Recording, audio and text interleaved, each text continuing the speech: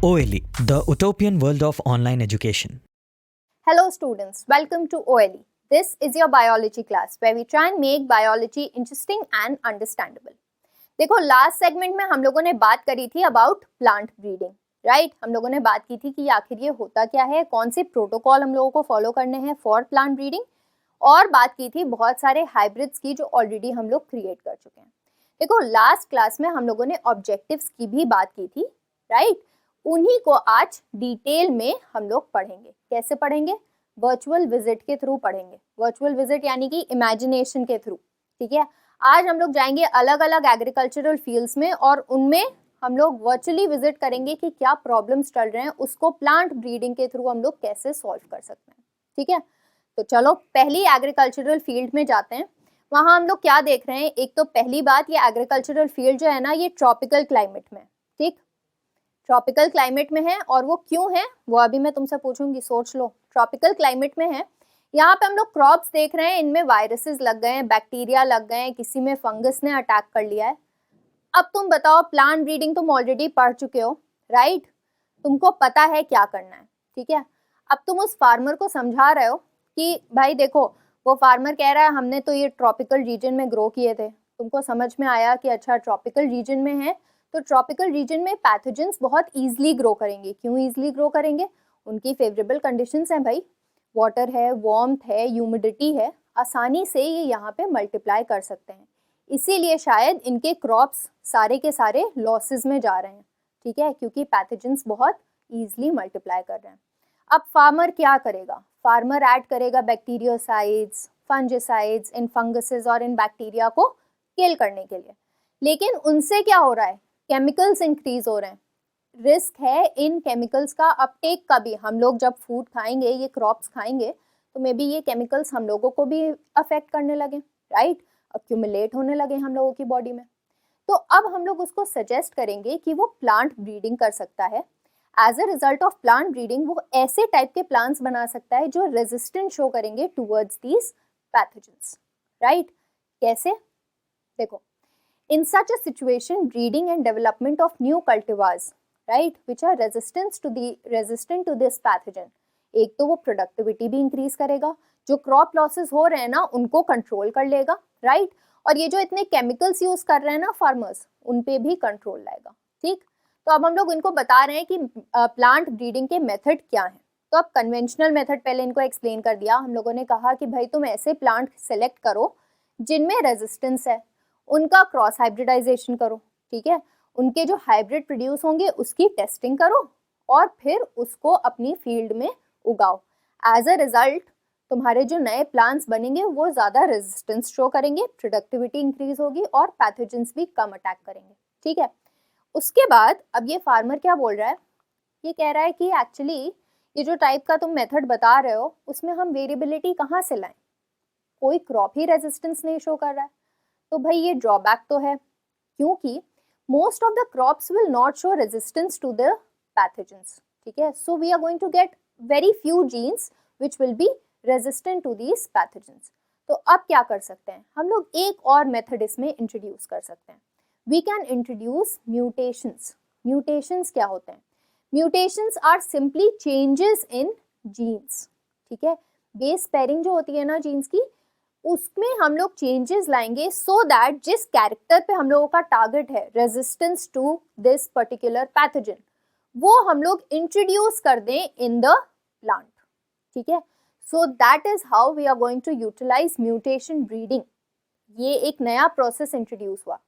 Mutation breeding में क्या होता है? म्यूटेशंस इंट्रोड्यूस किए जाते हैं by the use of chemicals और बाय रेडिएशंस, जैसे गामा रेडिएशन से म्यूटेशंस इंट्रोड्यूस किए जा सकते हैं। As a result mutations introduce करने के बाद देखा गया कि बहुत सारे ऐसे प्लांट्स होंगे जो धीमे धीमे शो करेंगे रेजिस्टेंस टुवर्ड्स द पैथोजेंस। जैसे यहाँ पे तुमको एक एग्जांपल दिख रहा है मूंग का, ठीक है। मूंग में म्यूटेशन ब्रीडिंग के थ्रू हम लोगों ने न्यू हाइब्रिड्स, न्यू वैरायटीज बनाई विच वर रेजिस्टेंट टू द पैथोजेंस, ठीक है। और हमको यही चाहिए। हमने फार्मर को ये बता दिया, फार्मर ने ये मेथड अपनाया and he created new plants which were now resistant to diseases, ठीक है।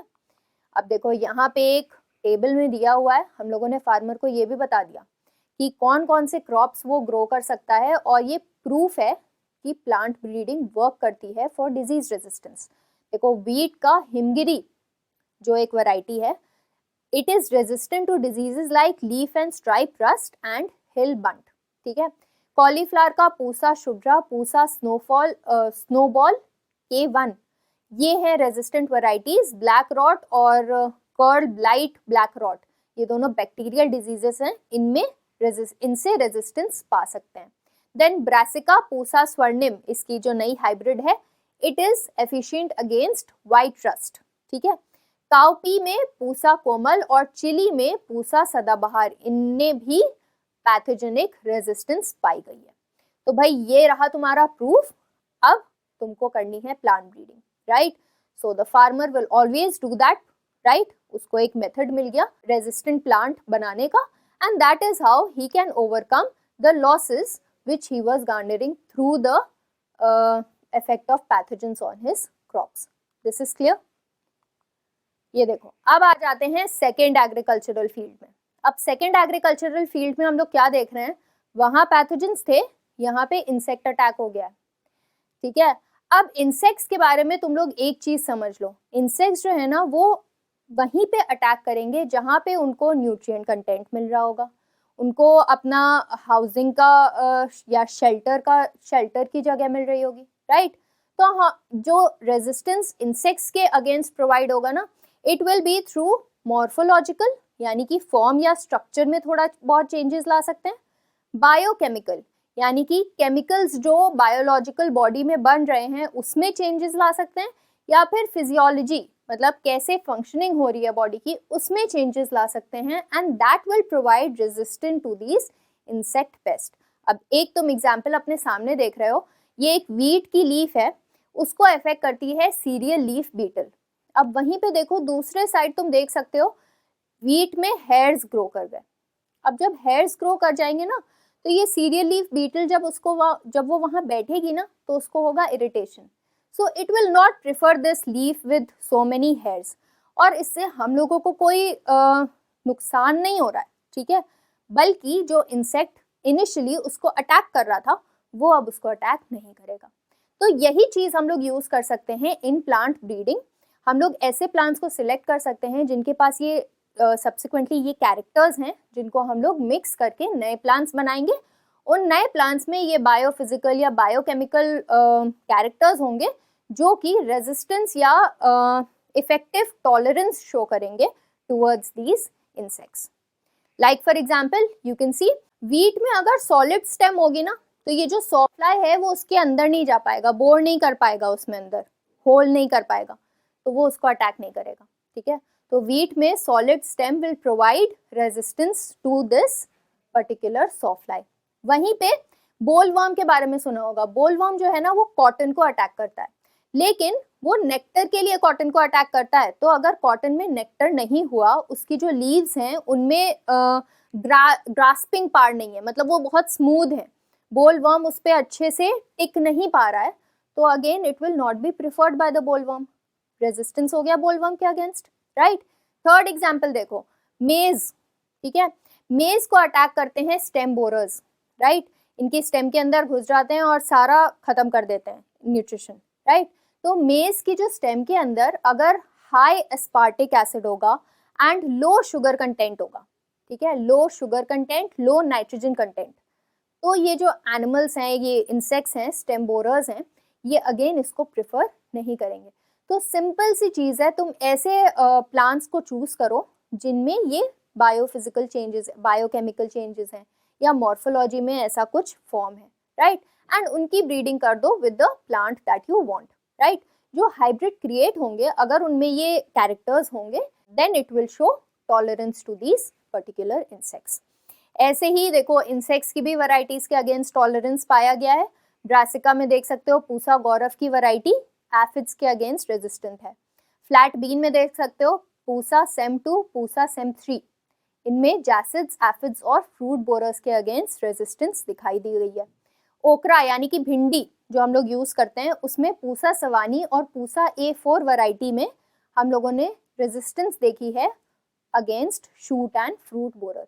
अब तुम सोच रहे होगे, अभी जब हम लोगों ने डिजीज रेजिस्टेंस अगेंस्ट पैथोजेंस पढ़ा था तब भी ये पूसा वर्ड बार बार आ रहा है।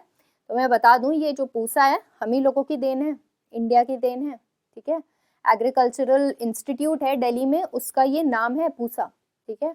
और वहीं पे जब ये वैरायटीज बनती है ना तो इनको ये नाम दे दिया जाता है। Anyways, now we are going to move further, we are going to virtually go into another agricultural field. अब देखो, तुमने सुना होगा ये जो टेट्रा पैक्स मिलते हैं ना जूसेस वगैरह के, उसमें वो लोग बोलते हैं भाई हम लोगों ने ऐसा फ्रूट यूज़ किया है जिसमें बड़ा न्यूट्रिएंट है, उसमें बड़ा पल्प है, ये है वो है। तो फार्मर्स जो हैं वो इनको अपने फ्रूट्स देना चाह रहे हैं, राइट। लेकिन इनके जो फ्रूट्स हैं उसमें न्यूट्रिएंट कंटेंट बड़ा कम निकल रहा है। कुछ ही फ्रूट्स हैं जिनमें न्यूट्रिएंट कंटेंट सफिशिएंट है so that it can be utilised in all these processes. बाकी में वो शुगर कंटेंट ही नहीं है, न्यूट्रिएंट्स नहीं है, विटामिन नहीं है, राइट। तो अब ये वाले फार्मर्स क्या करें, कैसे बढ़ाएं अपना न्यूट्रिएंट कंटेंट इन प्लांट्स में? Again through the process of plant breeding.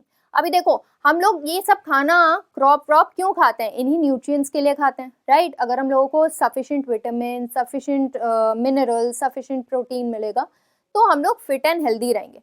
लेकिन बहुत सारे ऐसे लोग होते हैं, almost if I am to quote 3 billion people around the world, they are not able to have this kind of food क्योंकि ये उनके लिए एक्सपेंसिव होता है, राइट। या फिर उनमें कोई ना कोई न्यूट्रिएंट की डेफिशिएंसी होती है जिसकी वजह से उनकी जो मेंटल ग्रोथ होती है वो कम होती है, जो फिटनेस होती है वो कम होती है, राइट। तो इन सब को हम लोग कॉम्बैट कर सकते हैं through the process of plant breeding. Plant breeding में हम लोग करते हैं बायोफोर्टिफिकेशन। बायोफोर्टिफिकेशन का सीधा मतलब ये है to increase nutrient content, to increase nutrients like vitamins, minerals, proteins in different crops, ठीक है। तो यहाँ पे देखो एग्जाम्पल्स लिखे हुए हैं, तुम्हारे ऑब्जेक्टिव्स लिखे हुए हैं कि कैसे biofortification can lead to an increase in nutrient content. Improving protein content and quality, यहाँ पे 2 एग्जाम्पल्स हैं तुम्हारे, मेज का और एटलस सिक्सिस नाम का एक राइस। इसमें जो है ना अमीनो एसिड्स को ऑलमोस्ट 5 टाइम्स कर दिया गया है, ठीक है। Again this is very healthy, right. Second example देख लो, इम्प्रूविंग विटामिन कंटेंट। विटामिन भी हमारे लिए इंपॉर्टेंट होते हैं। तो यहाँ पे जब हम लोग टोमेटो की बात करते हैं इसमें विटामिन सी को बढ़ाया गया, जहाँ ये कैरेट की बात करते हैं इसमें विटामिन ए को बढ़ाया गया। एज अ रिजल्ट ये अपने मैक्सिमम पोटेंशियल पे पहुंच गया इन टर्म्स ऑफ न्यूट्रिएंट कंटेंट, ठीक है। नेक्स्ट आ जाते हैं improving oil content and quality. इसमें देखा गया है जब हम लोग ऑयल निकालते हैं ना, जैसे यहाँ पे देख सकते हो हम लोग किसका ऑयल निकाल सकते हैं, सोयाबीन का निकाल सकते हैं, राइट, ग्राउंडनट का निकाल सकते हैं। अगर इनका ऑयल कंटेंट बढ़ा दिया जाए तो उतने ही अमाउंट से ज्यादा ऑयल निकल पाएगा, right. So again that can also be done, ठीक है। Next is improving mineral content. यहाँ पे तुम 2 एग्जाम्पल्स देख सकते हो, आयरन फोर्टिफाइड राइस का आयरन इसमें ऑलमोस्ट 5 टाइम्स बढ़ा दिया गया है, और दूसरा कैल्शियम फोर्टिफाइड स्पिनिच का, स्पिनिच जिसमें कैल्शियम का अमाउंट या कैल्शियम न्यूट्रिएंट को एनरिच कर दिया गया है। तो as a result of all this, ये जो बायोफोर्टिफिकेशन होगा ना उसका रिजल्ट ये होगा कि जो लोग गरीब भी है ना वो इनको अफोर्ड कर पाएंगे and they will not suffer from nutrient deficiencies, ठीक है। Next we come to another interesting concept which is that of single cell protein. Single cell protein, नाम से ही पता चल रहा है एक सेल जिसमें प्रोटीन की मात्रा है, ठीक है। प्रोटीन एनरिच्ड सिंगल सेल, ठीक है। अभी अगर हम लोग ये एग्जाम्पल्स लेना तो यहाँ देख सकते हो ये एक बैक्टीरिया है मिथाइलोफिलस मिथाइलोट्रोपस, हाँ, और ये दूसरा जो है ना ये एल्गे है, it is called spirulina. In fact spirulina को अभी तो हम लोग बहुत ग्रो कर रहे हैं, हम लोगों ने इसकी छोटी छोटी मेडिसिन बना ली हैं जो एस्ट्रोनॉट्स तक यूज कर रहे हैं फॉर देयर प्रोटीन कंटेंट, ठीक है। तो ये सिंगल सेल्स हैं जिनमें अच्छा खासा प्रोटीन है। देखो प्रोटीन हम लोगों को, अगर हम लोग कन्वेंशनली बात करें तो हम लोगों को मीट से मिलता है, राइट। मीट यानी कि एनिमल्स, राइट। ये जो एनिमल्स है ना जिनसे हम लोग मीट ले रहे हैं उनको भी डोमेस्टिकेट करने के लिए, उनको मैच्योर करने के लिए, ग्रो करने के लिए हम लोगों को around 10 to 12 kg of grains चाहिए, ठीक है। तो again we have to increase crop production also, right. And protein भी हम लोगों को उस मुकाबले बहुत कम मिल रहा है, 1 kg मिल रहा है सिर्फ, राइट। तो हम लोग ये नए कॉन्सेप्ट्स को अगर अपनाएंगे तो प्रोटीन की वैल्यू हम लोगों को मिलती रहेगी, इंक्रीज कर जाएगी, हम लोगों को अच्छे खासे टन्स में प्रोटीन अवेलेबल होगा, ठीक है। तो ये दो एग्जाम्पल्स हैं of single cell protein which we can use in our diet. They are highly efficient in providing the protein content to any organism, चाहे फीड्स की तरह काम करें, चाहे एनिमल फीड की तरह काम करें, चाहे ह्यूमन कंजम्पशन के लिए. तो देखो स्पाइरुलिना जो है ना, ये एक एल्गे है जिसको ग्रो करना बहुत आसान है. इवन वेस्ट वाटर है ना अगर तुम्हारे पास, तो इसमें भी स्पाइरुलिना ग्रो कर सकती है. ठीक, अगर तुम पोटैटो है, उसका जो स्टार्च निकलता है ना वेस्ट वाटर, उसमें भी तुम स्पाइरुलिना को ग्रो कर सकते हो. इवन सीवेज, राइट, जो बदबूदार नाली में समझ लो हम लोग बहा देते हैं, even that can grow spirulina. ठीक है, तो देखो कितना आसान है इसको ग्रो करना, राइट. फिर क्या करा जाता है, इसको ग्रो करने के बाद इसको हार्वेस्ट किया जाता है, ड्राई किया जाता है, इसका पाउडर बनाया जाता है, and then that powder is converted to tablets. और इन्हीं टैबलेट्स को, as I said, it is being used far and wide as single cell proteins, right. They are even being used by astronauts in spaceships, क्योंकि obviously उन लोगों को बहुत time तक वहाँ पे रहना है, राइट. तो एनर्जी के लिए वो ये सिंगल सेल प्रोटीन्स भी लेकर जाते हैं. They use these tablets for their nutrient requirement. Is this clear to you? Okay, now we are going to go through learning outcomes of these two subsequent segments. So हम लोगों ने पढ़ा है concept of plant breeding. I hope this is clear to you, right? Plant breeding क्या होता है. Then we also studied about steps in plant breeding कि क्या protocol follow करना होता है in plant breeding, right? Then we studied about plant breeding for disease resistance. अलग अलग virtual imagination में हम लोग गए थे ना अलग अलग fields में. एक में disease resistance की बात करी थी, एक में insect resistance की बात करी थी, और तीसरे में improvement in food quality in terms of its nutrition, nutrient content, right, उसकी बात कर ली, ये भी अंडरस्टूड है. Then lastly we talked about single cell proteins. क्या कॉन्सेप्ट है, कैसे आजकल यूटिलाइज हो रहा है single cell protein, we have talked about that also. So these are the learning outcomes. I hope this is all very clear to you, right. Before we move on, all this should be really clear to you, right? Now we are going to move on to the next segment. Again, in the next lecture, we are going to go ahead and talk about tissue culture. Till then, revise all this and we'll meet again in the next.